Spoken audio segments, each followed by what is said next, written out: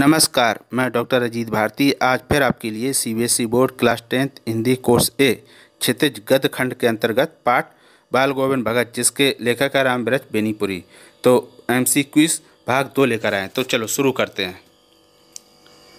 प्रश्न नंबर 26 यानी 1 से 25 तक भाग 1 में हो गए थे और 26 भाग 2 से शुरू कर रहे हैं।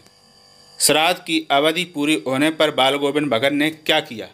विकल्प: पतोहू को घर छोड़ने के लिए कहा, पतोहू के भाई को बुलाकर दूसरा विवाह करने का आदेश दिया, पतोहू के नाम जायदाद करने को कहा, पतोहू को बंधक बना लिया।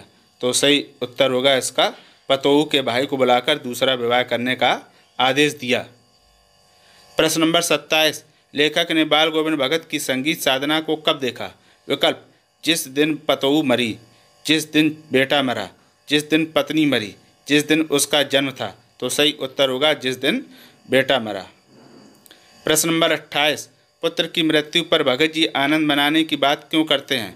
विकल्प: पुत्र किसी काम का नहीं था, क्योंकि आत्मा परमात्मा से मिल गई, पुत्र उनसे लड़ता रहता था, पुत्र हमेशा बीमार रहता था।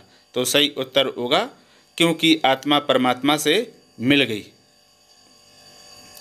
प्रश्न नंबर 29 बाल गोविंद संबल क्यों नहीं लेते थे? विकल्प: उन्हें संबल लेने की कोई ज़रूरत नहीं थी, क्योंकि अब उनका बुढ़ापा आ गया था। उनके अनुसार साधु को संबल लेने का कोई हक नहीं होता है। उनकी पतोहू संबल नहीं लेने देती थी। तो सही उत्तर होगा उनके अनुसार साधु को संबल लेने का कोई हक नहीं होता है। अगला प्रश्न नंबर 30 भोर में लोगों ने बाल गोविंद का गीत नहीं सुना तो जाकर देखा।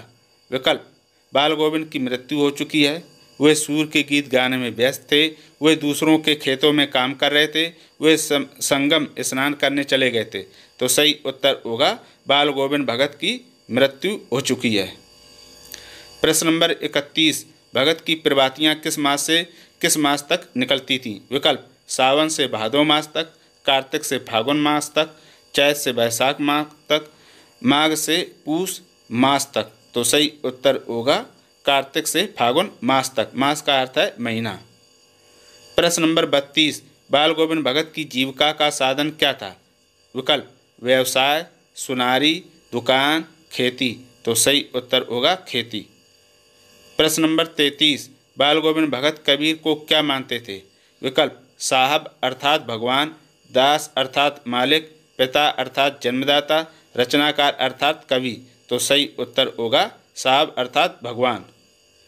प्रश्न नंबर 34 बाल गोविंद भगत पाठ के आधार पर बताइए कि लेखक को समाज का गृहतम स्वरूप किन बातों में नजर आता है? विकल्प: जन्म के आधार पर ऊंच नीच मानने में, ब्राह्मणों को जन्म से श्रेष्ठ मानने पर, जाति के आधार पर भेद करना। तीनों विकल्प सही हैं। तो सही उत्तर होगा तीनों विकल्प सही हैं। यानी जो लेखक हैं वो जो 3 हैं शुरू के, इसके आधार पर क्या है समाज का गृहतम रूप मानते हैं, है ना, इन बातों में उन्हें नजर आता है। प्रश्न नंबर 35 आपकी दृष्टि में किन बातों से बाल गोविंद भगत की मृत्यु गौरवशाली कही जाएगी? विकल्प: नियमित दिनचर्या का पालन करना, जीवन में सभी को संगीत बांट कर गया, हमेशा प्रभु भक्ति में लीन के कारण। सभी विकल्प सही हैं। तो सही उत्तर होगा सभी विकल्प सही हैं।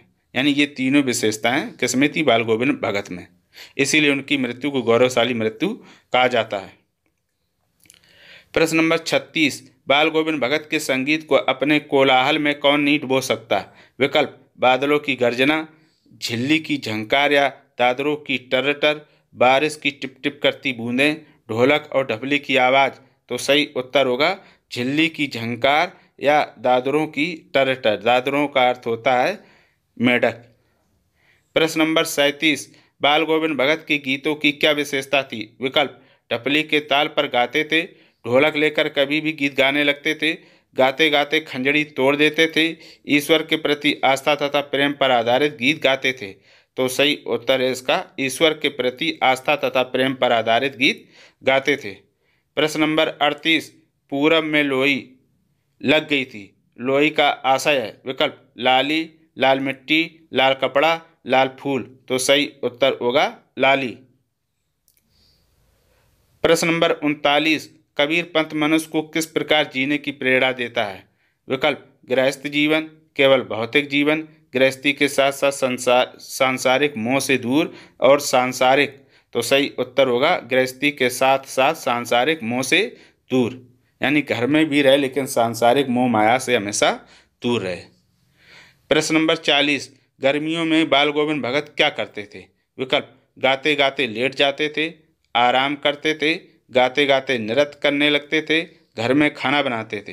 तो सही उत्तर होगा गाते गाते नृत्य करने लगते थे, अर्थात नाचने लगते थे। प्रश्न नंबर 41, बाल गोविंद भगत खेत में पैदा हुए अनाज को सबसे पहले कहाँ ले जाते थे? विकल्प, बेचने के लिए, कबीरपंथी मठ, उधार चुकाने, गरीबों में बांट देते थे। तो सही उत्तर होगा कबीरपंथी मठ सबसे पहले ले जाते थे। प्रश्न नंबर 42, आपकी दृष्टि में बाल गोविंद भगत किसकी कसौटी पर खरे उतरने वाले थे? विकल्प, देवपुरुष, महापुरुष, गृहस्थ, बाल ब्रह्मचारी। तो सही उत्तर होगा महापुरुष। प्रश्न नंबर 43, लेखक ने बाल गोविंद भगत को क्या माना है? विकल्प, साधु, किसान, आम आदमी, गांव का मुखिया। तो सही उत्तर होगा साधु। प्रश्न नंबर 44, भगत जी के घर का खर्च यानी गुजारा कैसे चलता था? विकल्प, दुकान से, कबीरपंथी मठ से भेंट रूप प्रसाद से, फेरी लगाने पर भेंट मिले अनाज से, गांव के लोगों द्वारा दिए गए दान से। तो सही उत्तर होगा कबीरपंथी मठ से भेंट रूप प्रसाद से। प्रश्न नंबर 45, बाल गोविंद भगत गंगा स्नान के लिए कितनी दूर जाते थे? विकल्प, करीब 8 कोस, करीब 30 कोस, करीब 10 कोस, करीब 20 कोस। तो सही उत्तर होगा करीब 30 कोस। प्रश्न नंबर 46, लोग बाल गोविंद भगत पर कब आश्चर्य करते थे? विकल्प, जब भोर काल उठकर दूर स्थित नदी में स्नान करके आ जाते, जब वह भोर काल उठकर घूमकर आ जाते, जब वह भोर काल उठकर खाना खाने लगते, जब वह भोर काल उठकर योगा करने लगते। तो सही उत्तर होगा जब भोर काल उठकर दूर स्थित नदी में स्नान कर आ जाते, यानी भोर काल का अर्थ है सुबह लगभग वही 4 बजे उठकर वो चले जाते तो नदी से स्नान करके वापस आ जाते थे। तो इस तरह से इस भाग 2 के MCQ समाप्त हुए। आप कमेंट करके हमें अवश्य बताएं कि ये प्रश्नोत्तर कैसे लगे। आप हमेशा खुश रहें, फिर मिलेंगे किसी नए विषय के साथ। तब तक के लिए धन्यवाद।